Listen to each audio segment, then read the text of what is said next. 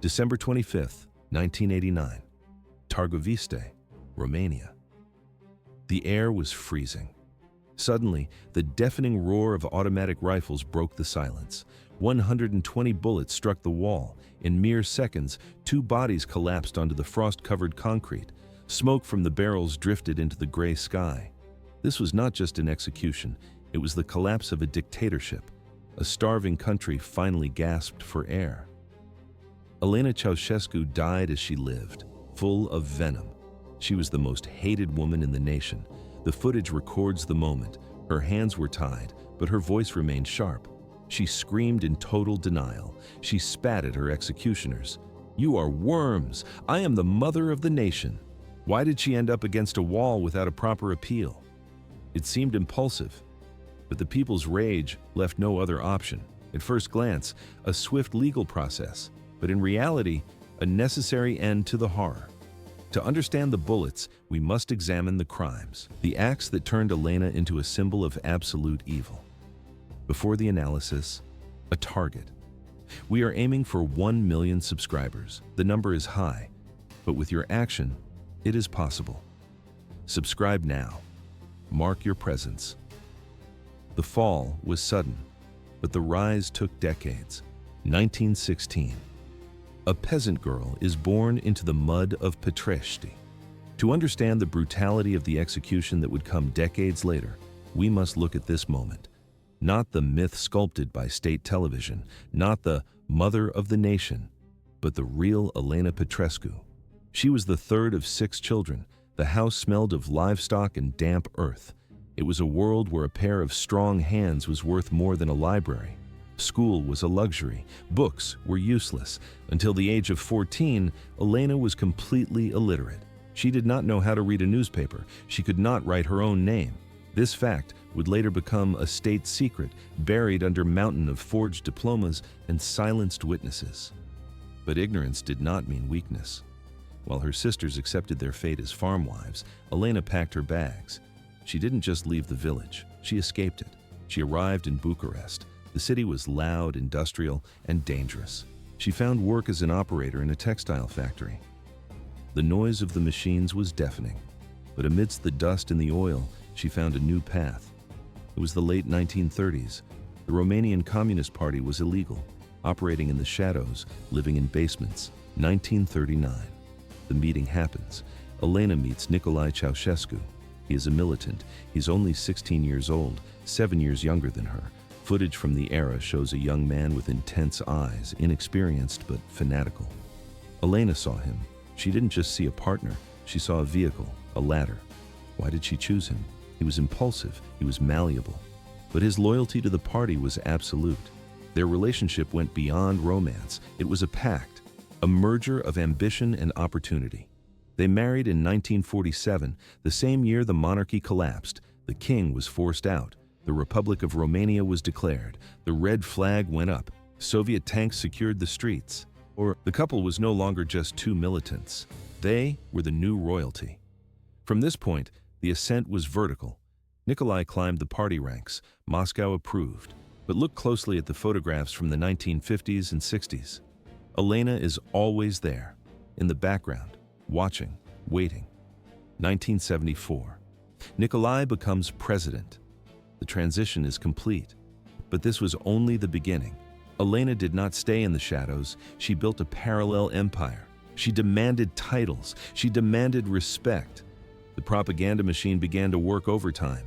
Overnight, the illiterate peasant became a world-renowned scientist. The state media called her a brilliant researcher. Her face appeared on murals, stamps, and television screens.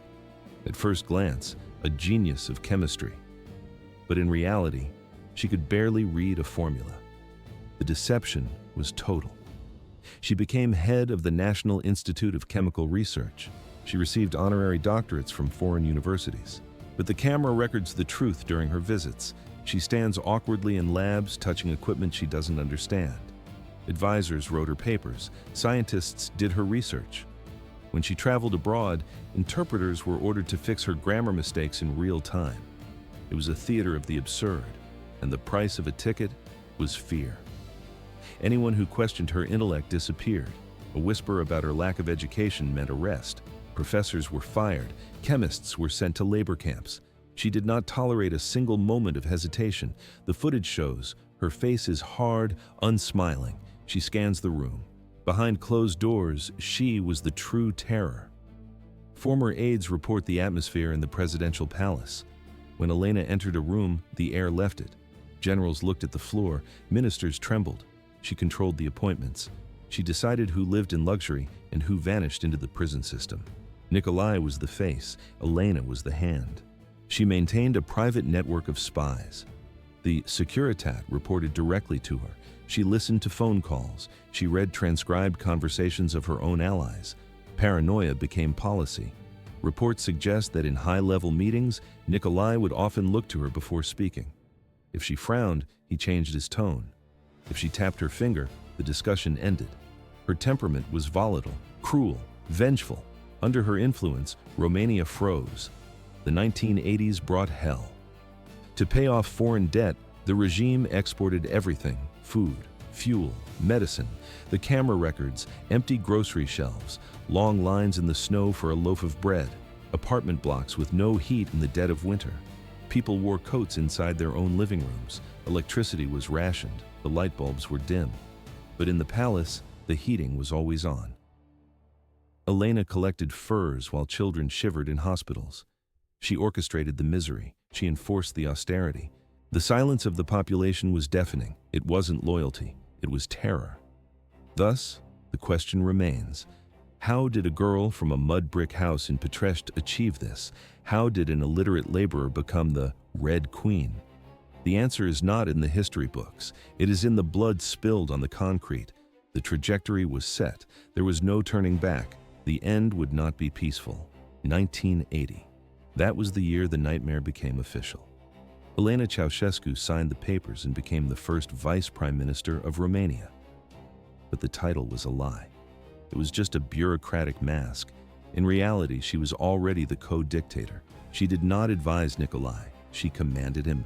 Her signature was required for every major decision in the state. She took control of the nation's mind. Education, science, culture, all fell under her iron grip. She viewed the Romanian youth as raw clay. She intended to sculpt them into obedient soldiers of the party. At first glance, a woman of the people, but in reality, a tyrant obsessed with vanity. Elena had barely finished elementary school. She struggled to write properly. Yet, she demanded the world treat her as a genius. Her official title became absurdly long: Comrade Academician Doctor Engineer. How did an uneducated woman get a PhD in chemistry? Simple. The secret police forced real scientists to write her thesis. Professors trembled in their offices. They wrote the papers, did the research, and put her name on the cover. To refuse was to disappear. Universities blindly obeyed.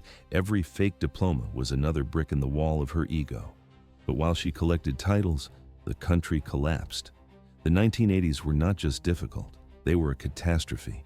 Nicolae Ceaușescu had a maniacal plan: pay off Romania's entire foreign debt. The method was brutal. The regime exported everything the country produced: wheat, meat, oil, machinery. Everything went across the border for cash. The population was left with nothing. The footage from that era is grainy and gray. It shows empty shelves in Bucharest. It shows lines stretching for 5 blocks. Hunger became the norm. Meat was no longer food. It was a legend. People fought over chicken claws. Milk and bread were rationed with paper coupons. A family received 10 eggs a month. It was starvation by decree. Then came the cold. To save energy, the regime cut electricity. Cities went dark for 6 hours a day. In the dead of winter, heating was turned off. The temperature in apartments dropped to 50 degrees Fahrenheit. Children slept in winter coats. Old people froze in their beds. The smell of unwashed clothes filled the buses because hot water was a luxury. But there was no austerity for the palace. While Romanians shivered, Elena and Nicolae lived like medieval monarchs. They imported exotic foods. They flew in private jets. They built the People's House, a palace so large it required destroying a historic district. Swiss bank accounts filled up with millions of dollars. Why didn't the people revolt immediately? Fear, but also shock. Years later, a factory worker recalled the trauma. He said his children cried from hunger at night. At that exact moment, Elena was buying a diamond necklace in Paris. It wasn't just corruption, it was sadism. She wasn't a mother to the nation. She was a monster in a fur coat. But economic ruin was only the first layer of hell. Elena Ceaușescu controlled the apparatus of terror. She was the true boss of the Securitate. The Romanian secret police was one of the most effective in the communist bloc. It had a simple goal: total surveillance. Microphones were everywhere, in telephones, in lamps, in the walls of bedrooms. The archives reveal a terrifying statistic. 1 in every 30 Romanians was an informer. Trust evaporated. A husband could not trust his wife. A student could not trust his teacher. Elena encouraged this paranoia. She loved the transcripts. She read the private conversations of her rivals before breakfast. The enemy was not outside the borders. The enemy was at the dinner table. Elena authorized kidnappings. People were snatched off the street for telling a joke about the government. Interrogations lasted for days. Sleep deprivation, beatings, psychological torture, no lawyers, no trials. Just the damp cell and the fist of a guard. To cover the horror, the regime built a cult of personality. Statues of Elena rose in every town squares. Painters were forced to make her look young and beautiful. In the official portraits, she was a saint. In reality, she was aging and bitter. Then came the systematization. This was Elena's pet project. She decided that traditional Romanian villages were backward. She wanted to erase history. The plan was to demolish 7,000 villages. The sound of bulldozers became the soundtrack of the countryside. Centuries-old churches were dynamited. The dust settled on the ruins of cemeteries. Ancestral homes were crushed. The regime forced farmers into concrete apartment blocks. These buildings were cold, gray, and lacked indoor plumbing. It was social engineering at gunpoint. It tore the soul out of the nation. And yet, the cameras recorded Elena smiling. She cut ribbons. She posed as the architect of modern Romania. But the darkest secret was hidden behind hospital walls. Decades later, the files opened. The truth was worse than rumors. Elena authorized medical experiments on the most vulnerable, orphans. The state warehouses were full of unwanted children. To the regime, they were not human. They were biological material. Doctors used them to test experimental vaccines. They tested drugs without safety protocols. They drew blood until the children fainted. There was no anesthesia. There was no consent. Hundreds of children sickened. Many died. Their bodies were buried in unmarked graves. When an aide showed Elena a report on the rising death toll in orphanages, she didn't blink. Her response was cold and sharp. "They are useless," she said. "Parasites of the state. Let them die." The hatred in the streets grew heavy. It was no longer just political disagreement. It was a visceral, burning rage. Peasants cursed her name in the fields. Intellectuals whispered curses in dark rooms. Workers spat on the ground when her image appeared on television. She was the witch, the viper. The pressure built up for 10 years. It was a boiler ready to explode. December 1989. The winter was hard, the snow was deep, but the fear that had paralyzed the nation began to crack. The silence ended. Events accelerated. There was no turning back. December 1989. The beginning of the end started with a single whisper. What began as a quiet rebellion in the streets of Timișoara soon turned into a deafening cry for freedom. The city had been suffocated by repression for years, but now it rose with courage. The trigger was specific. The regime attempted to arrest the Protestant pastor Laszlo Tokes. He was accused of inciting hatred. They wanted to silence him, but instead of quieting down, hundreds of faithful residents gathered. They formed a human chain around his house. They linked arms against the state. The repression came with violence, but it was too late. The people had lost their fear. In a matter of days, the revolt turned into a raging wave. The streets of Romania bore the marks of decades of misery, silence, espionage. Now they exploded. Demonstrations mixed despair with accumulated fury. Thugs challenged the regime on the walls. Spray paint marked the concrete. "Down with Ceaușescu." A phrase that, until recently, could condemn someone to prison or death. Now, it was everywhere. The party machine, once infallible, began to rustle in front of the popular press. Troops were sent to contain the protests. Orders were screamed over radios, but many soldiers refused to shoot. Loyalty to the dictator burst from the inside. The crack soon turned into a total collapse.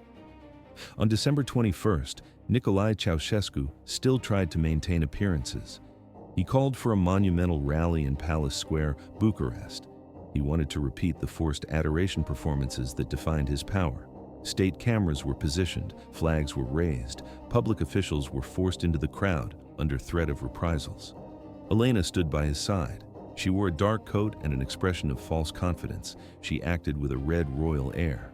But something came out of the script. Why did the plan fail? It was staged perfectly. But the script was about to burn. When Ceaușescu began to speak, the atmosphere shifted. His usual tone was robotic and positive. But then, it happened. An unprecedented sound interrupted him. Boos, jeers, first isolated, then accompanied by moans and cries of protest. The crowd, until then counted and controlled, had finally broken the fear. The footage shows the dictator freezes. He raises his hands, trying to silence a storm he cannot control. Elena murmurs, perplexed by his side. She leans in. The microphone fails. Feedback screeches. The official transmission is abruptly cut off. Screens go black. But the spell had been broken. The revolution had a face. The next day, December 22nd, the protests escalated. Ceaușescu realized that there was no more control. He demanded support from the generals, but there was no unanimity. Panic set in. They fled in a hurry to the roof of the Central Committee. A white helicopter was waiting for them. The propellers chopped the air. The scene gazed at the surreal. The couple was the maximum symbol of an implacable regime. Now, they fled like two terrified thieves. At first glance, a strategic retreat, but in reality, a desperate run for life. Pilot Vasile Milutin described the moment with shock. Elena trembled. She barely managed to breathe. Her eyes were wide open. She seemed not to understand what was happening. She squeezed Nicolae's arm with force. Her nails dug into his suit. She was no longer the active woman of the committee. She looked like a fragile old woman, consumed by panic. The helicopter landed in Snagov, but the escape stagnated there. The airspace was closed. Communications failed. Contradictory orders left them behind. Milutin feared a treason charge. He abandoned them. From there, the Ceaușescus began a terrestrial agony. They hid in villages. They used false names. They knocked from door to door in search of shelter. Nobody wanted them. Where they used to bend, people now slammed the doors. Events accelerated. They were captured hours later by a local patrol in Botany. Two anonymous policemen froze. They recognized the frightened faces of the most feared couple in the country. They were dirty, beaten, disoriented. Wearing civilian clothes, they were unrecognizable. Elena, who once ordered the fate of generals and ministers, now cried in silence. She did not know where she would be taken. The destination was the Targoviste barracks. They were kept in improvised cells. Soldiers watched them closely, but they still maintained a minimum of preserved dignity. The tension in the place was palpable. Rumors circulated. Troops loyal to the regime were allegedly marching toward the barracks. They were trying to rescue the couple. Time became an enemy. Thus, on December 25, 1989, the new provisional government decided to act. An exceptional military tribunal was assembled at the barracks itself. There would be no recourse. There would be no appeal. It was a political execution, but it was also symbolic. The literal and definitive end of the most paranoid regime in Eastern Europe. Lawyer Nicolae Teodorescu had only 10 minutes to talk to the defendants. His strategy was desperate. He suggested claiming insanity to avoid the firing squad, but Elena reacted with the fury of those who refused to accept the end. "Madmen, we saved this nation. You are the traitors, ungrateful curs." Until the last moment, she saw herself as a martyr, not a criminal. In a delirium of glory, she refused to understand the truth. The people had woken up, and they were now asking for blood, not the innocent's blood, but hers and Nicolae's. The trial lasted less than an hour. The sentence was inevitable. The execution was imminent. While the cold cut through the Christmas sky, 2 shots waited to end the story. The couple had dared to turn a whole country into a prison. Now, the prison was closing in on them. The accusations were read in a dry, direct, almost bureaucratic way, but the outcome was already written in lead. 60,000 deaths. That was the first number read aloud in the freezing courtroom. The charges hit the 2 accused like physical blows, heavy and undeniable. Genocide, systematic repression, programmed hunger. It wasn't just a list of crimes, it was the autopsy of a dying nation. The prosecutor laid out the facts: a Romania reduced to endless lines for bread, hospitals washing bandages because there were no medicines, apartments without heat in the dead of winter. While the people froze, Nicolae and Elena lived in golden palaces. They dined on porcelain. They walked under crystal chandeliers. The financial details were staggering. $1 billion stolen, secret accounts in Switzerland, barricaded coffers filled with cash while the population starved. A personal empire built on the rubble of the country. But the charges went deeper. Forced labor camps, prisons filled with dissidents, state orphanages where abandoned children were warehoused like cargo. And the final bloody stroke, direct orders to shoot civilians. The evidence was fresh. Blood was still drying on the streets of Bucharest. Weeks before Christmas, 1989, the regime had opened fire on protesters. Elena lost control. The footage shows. Her face twists in rage. She slammed the table. Her voice was sharp, cutting through the stale air of the room. "Lies! All lies!" she screamed. "We gave our lives for Romania!" But the room remained cold. Why did no one believe her? The soldiers watching her tightened their grip on their rifles. Their fingers hovered over the triggers. They knew the truth. Nicolae sat beside her. He looked different, smaller, broken. He muttered disconnected phrases. He babbled about betrayal. He blamed the Soviets. He claimed foreign agents were destroying the Romanian socialist dream. At first glance, a defiant leader. But in reality, a confused old man trapped in his own delusions. His apathy clashed with her uncontrolled fury. Neither asked for forgiveness. Neither showed a shred of repentance. Not a single tear was shed for the victims they had ordered killed. They did not see themselves as criminals. They saw the court as the enemy. The trial was a formality. Events accelerated. Less than an hour after the proceedings began, the verdict was delivered. It was surgical and cold. Death penalty, immediate execution by firing squad. Elena gasped. The shock was visible. "You don't have that right," she shouted. "I am the mother of the nation." She tried to pull away. She fought the soldiers who grabbed her arms. But in that gray military courtyard, surrounded by rough concrete walls, her titles meant nothing. There was no applause, no forced bowing, only silence and contempt. She resisted until the last second. She refused to be tied up. She wanted to look her executioners in the eye, not out of bravery, out of arrogance. She believed she was untouchable, superior, beyond the laws of men. She cursed the soldiers. "Worms, traitors, you will regret this!" She spat on the frozen ground. Nicolae finally accepted the end. His hands trembled. He hugged his wife. Then, a strange sound filled the air. He began to sing. The International. His voice was weak, cracking, a final act of blind loyalty to a dead ideology. "I am immortal!" Elena shouted, staring at the platoon positioned just a few meters away. 2 p.m., December 25th, 1989. The command was given. The firing squad consisted of paratroopers. Hundreds had volunteered. Only 3 were selected to pull the trigger, but everyone wanted to be the instrument of the end. The reaction was instant. The paratroopers raised their rifles. They didn't wait for a countdown. The noise was deafening. A dry, violent roar echoed in the small courtyard. The cameraman was too slow. The shooting started so abruptly that the lens failed to capture the first seconds. 120 bullets were fired in moments. The impact was devastating. The bodies collapsed instantly against the wall. Elena's body was thrown back, lacerated by the sheer volume of fire.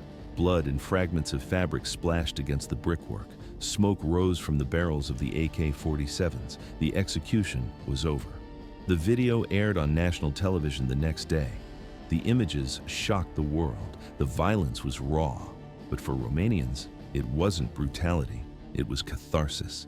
It was the exhale after decades of holding their breath. a signal that the nightmare was truly over. Terror had died, literally. 120 bullets. That is how much lead it took to end the Ceaușescu regime. But why was Elena Ceaușescu killed with such specific brutality? It seemed like a hasty murder in a dirty courtyard, but three deadly factors made this outcome inevitable. Fear. The new government was formed in panic. The communist regime had collapsed, but the danger remained. Chaos ruled the streets. Rumors spread through the barracks that loyal Securitate agents were regrouping. They were ready to storm the base. They wanted to rescue the dictator. The officers checked their watches constantly. The tension was unbearable. A public trial would take weeks. It would provide a stage for inflammatory speeches. It would give the loyalists time to counterattack. The generals knew they had no choice. Speed was the only weapon left. The summary execution was not just a legal decision. It was a frantic attempt to stop a civil war before it began. Popular vengeance. The rage of the Romanian people had reached a boiling point. For decades, the population had been crushed. It wasn't just poverty, it was torture. Families lived in unheated concrete blocks. Children shivered in the dark during winter. Food was rationed to the ounce. At first glance, a shortage of resources, but in reality, a calculated starvation of the populace. While the people froze, the presidential palace glowed with marble and gold. The crowd did not want a judge. They did not want paperwork. They wanted blood. They demanded to see the tyrants fall on the hard ground. The collective fury required a violent end. It had to be as brutal as the years of oppression they had endured. The complete dehumanization. But there was a darker reason. Elena Ceaușescu had ceased to be a human being in the eyes of the nation.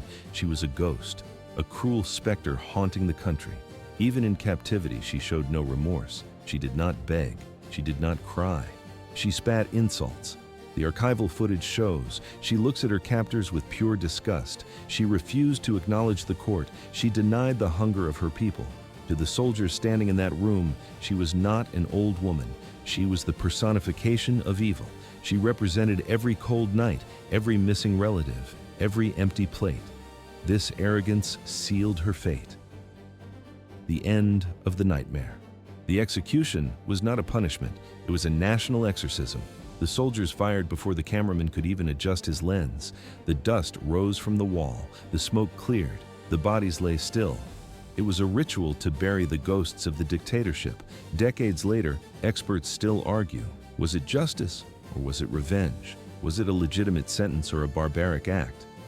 But for the millions who lived in fear of a knock on the door, there is no debate. The death of Ceaușescu was necessary. It was the first breath of air in a suffocating room. Elena died exactly as she lived. Wrapped in pride, blinded by power, hated by millions. She never saw the evil she had planted. But the harvest had arrived. The roles reversed in a split second. The hunters became the prey. History closed the file.